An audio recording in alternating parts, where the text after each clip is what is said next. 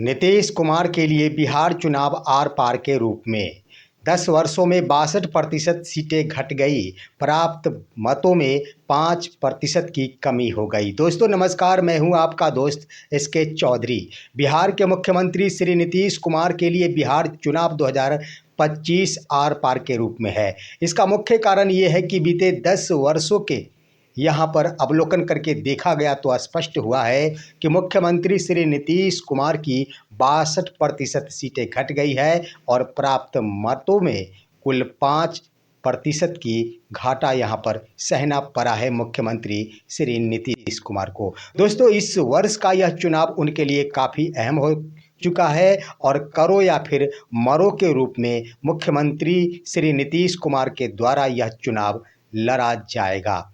और इसी के अंतर्गत मुख्यमंत्री श्री नीतीश कुमार अपने आप को संभालते हुए जदयू को ज़्यादा से ज़्यादा सीटें यहाँ पर प्राप्त करा देते हैं तो मुख्यमंत्री का तो यहाँ पर साख बच जाएगा, मुख्यमंत्री खुद बच जाएंगे, परंतु फिर भी जदयू का अस्तित्व समाप्त होते दिख रहा है।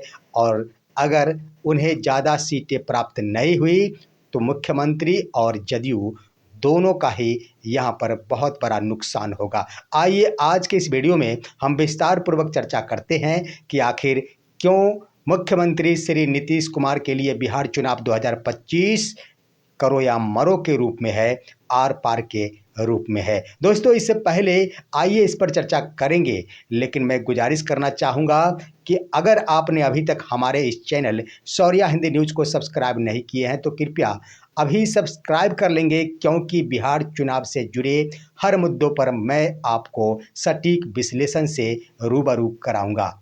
दोस्तों इसके अंतर्गत आइए बताते हैं कि आखिर मुख्यमंत्री श्री नीतीश कुमार के लिए बिहार चुनाव क्यों है करो या मरो के रूप में या फिर आर पार के रूप में। इसका मुख्य कारण ये है कि 10 वर्षों के अवलोकन के उपरांत वर्ष 2010 में मुख्यमंत्री श्री नीतीश कुमार को 115 सीटें प्राप्त हुई थी।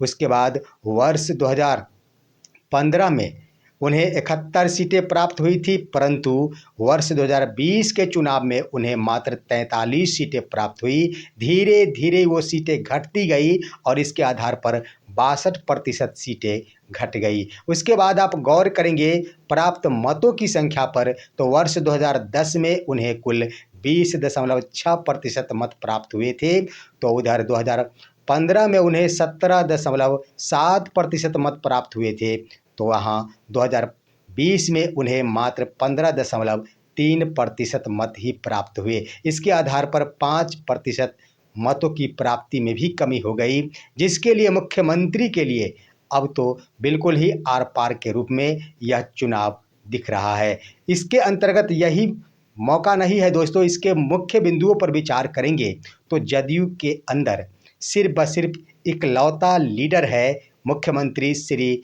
नीतीश कुमार, जो शीर्ष लीडर के रूप में माने जाते हैं। वर्ष 2003 में जदयू की स्थापना हुई थी और उसके बाद 22 वर्षों तक अभी तक मुख्यमंत्री श्री नीतीश कुमार ही शीर्ष लीडर के पद पर है। इससे पहले गौर करेंगे तो वर्ष 2010 में आरसीपी सिंह आईएएस की नौकरी छोड़कर जदयू का दामन थामे थे। काफ़ी दिनों तक वो तो जदयू यानी नीतीश कुमार के आँख कान और नाक कहे जाते थे। उसके लिए उन्हें वर्ष 2020 में जदयू का राष्ट्रीय अध्यक्ष भी बनाया गया, परंतु 2 वर्षों बाद उनका रिश्ता ठीक ठाक नहीं रहा। वो भाजपा में चले गए और फिलहाल अभी जन सुराज में है। वर्ष 2015 में उनका साथ निभाने के लिए आए थे प्रशांत किशोर, जिनके आधार पर उन्हें 71 सीटें प्राप्त हुई थी, परंतु वो भी ज़्यादा दिनों तक नहीं टिक पाए। उस समय भी कहा जाता था कि खासम खास बने हैं नीतीश कुमार के प्रशांत किशोर। उसके बाद दोस्तों वर्ष 2020 से लेकर अभी तक गौर करेंगे तो अभी यहाँ पर उनके लिए अमरेश वर्मा काफ़ी अहम रखते हैं।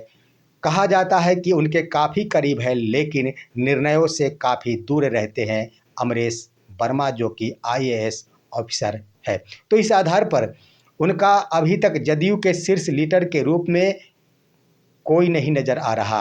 और वर्तमान के पहलुओं पर आप गौर करेंगे तो जदयू में मात्र 4 ऐसे लीडर हैं जो मुख्यमंत्री श्री नीतीश कुमार के काफ़ी करीब माने जाते हैं।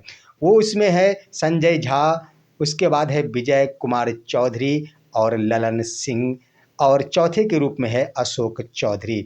इन पर गौर करेंगे तो ललन सिंह भूमिहार जाति से ताल्लुक़ रखते हैं, विजय कुमार चौधरी भी भूमिहार जाति से ताल्लुक़ रखते हैं, संजय झा ब्राह्मण समुदाय से, परंतु अशोक चौधरी यहाँ पर अनुसूचित जाति से संबंध रखते हैं। इसके आधार पर आखिर किसे जदयू का कमान दिया जाए, क्योंकि मुख्यमंत्री श्री नीतीश कुमार 74 वर्ष के हो चुके हैं और अगला चुनाव जिस वक्त वर्ष 2030 में होगा उस समय वो 79 वर्षों के हो जाएंगे। रह गई बात उनके बेटे की ताजपोशी की, तो बीते कुछ दिन पहले ही संजय झा के स्तर से यह स्पष्ट कर दिया गया है कि निशांत राजनीति में एंट्री नहीं लेंगे, उनकी ओर से सक्रियता नहीं दिखाई जाती है, वो खुद ही राजनीति में प्रवेश करने से मना कर दिए हैं। तो उधर नीतीश कुमार का भी मानना है कि हम पॉलिटिक्स में अपने बेटे निशांत को प्रवेश नहीं कराएंगे।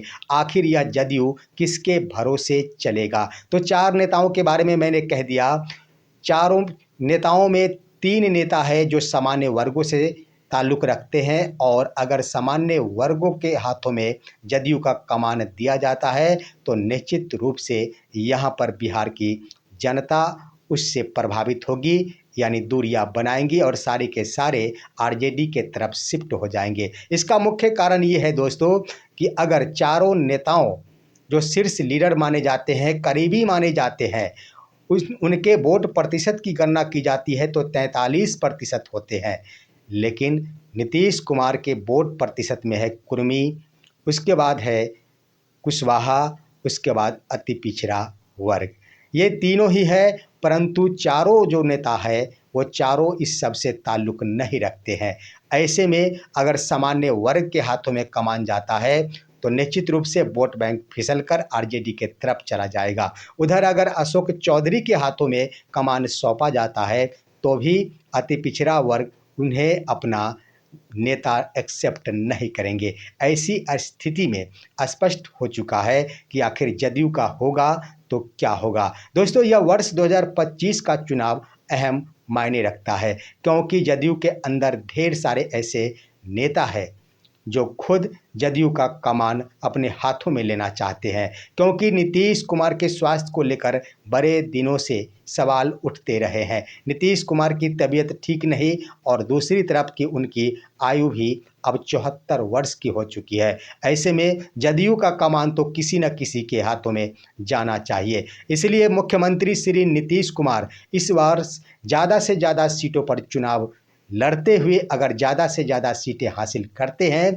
तो नीतीश कुमार खुद अपनी साख बचाने में कामयाब हो जाएंगे, उनकी रणनीति सफल हो जाएगी, वो मुख्यमंत्री भी बन सकते हैं। अगर उनकी इच्छा नहीं होगी तो उन्हें कोई बड़ा पद दे दिया जाएगा।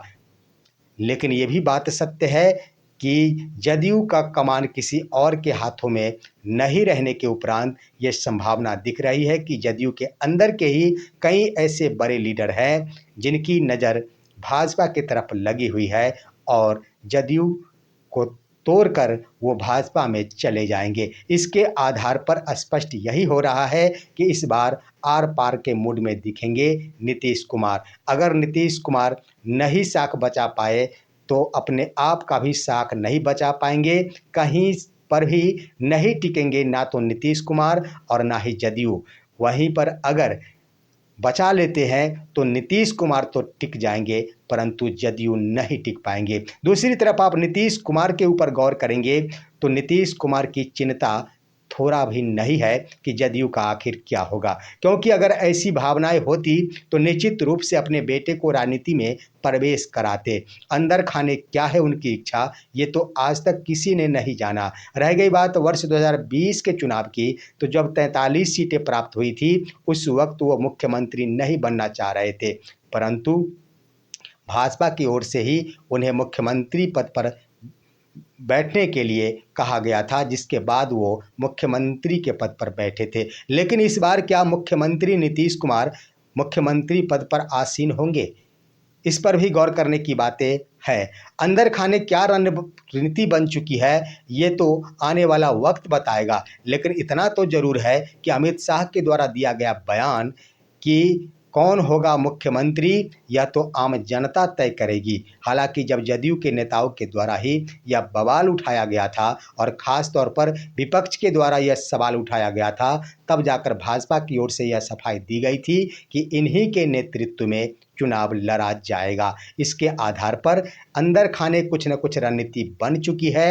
निश्चित रूप से मुख्यमंत्री के रूप में जो अभी है नीतीश कुमार, उनकी इच्छा है कि बीते चुनाव इस वर्ष चुनाव के बाद आने वाले दिनों में वो जदयू कहाँ जाए इसकी चिंता नहीं, लेकिन जो भी जीवंत काल का समय बचा है वह ऊंचे पदों पर आसीन होकर समाप्त हो, यही इच्छा है। इसीलिए मुख्यमंत्री श्री नीतीश कुमार के लिए यह चुनाव जीतना अहम माना जाता है। अगर वो चुनाव में अच्छे खासे सीट प्राप्त नहीं करते हैं तो ना तो उनकी इज्जत एनडीए के अंदर रहेगी और ना ही उनकी जदयू की रहेगी। यही है आज का विश्लेषण। आप सभी हमारे इस वीडियो को लाइक कीजिए, अन्य दोस्तों के पास शेयर कीजिए और अब दीजिए अपने दोस्त को इजाज़त। हम फिर मिलेंगे आपसे अगले वीडियो में, तब तक के लिए नमस्कार।